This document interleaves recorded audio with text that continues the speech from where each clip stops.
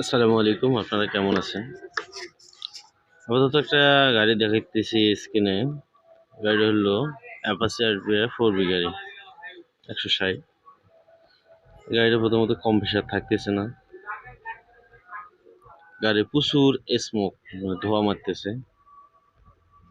তো গাড়িটা খুলতেছি part by part, আপনারা দেখবেন যে আসলে কোনটার পর কোনটা খুলতে হয় বা কিভাবে কি করতে হয়। আর প্রথমত দেখলে নেই লোহারগুলো কিভাবে করে ওঠানামা করে। প্রথমে আমরা টাইমিং চেনে একটু বাঁধ দিয়ে নিলাম যাতে টাইমিং সেটটা নিচে পড়ে না যায়।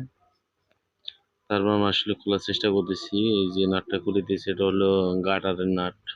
এটা ঘুরে দেখা যায় গাটারটা আউট করে তারপর হেডটা বাইর করতে হবে। ওপাশে একজন বসেছে, এপাশে একজন বসে তারপর এই যে ইঞ্জিনটা আমরা খুলতেছি। আর এটা খোলার পিছনে প্রথমত কারণ হলো স্মোক। আর এই স্মোক এত পরিমাণ বেশি যেটা কথা আর বলা যায় না। প্রচুর প্রচুর প্রচুর পরিমাণ স্মোক।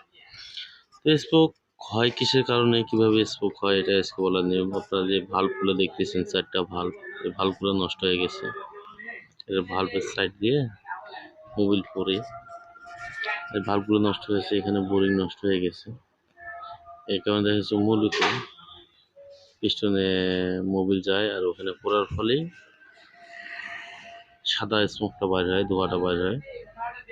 তো আপনারা যেটা দেখতেছেন এটাই হলো সেই পিস্টন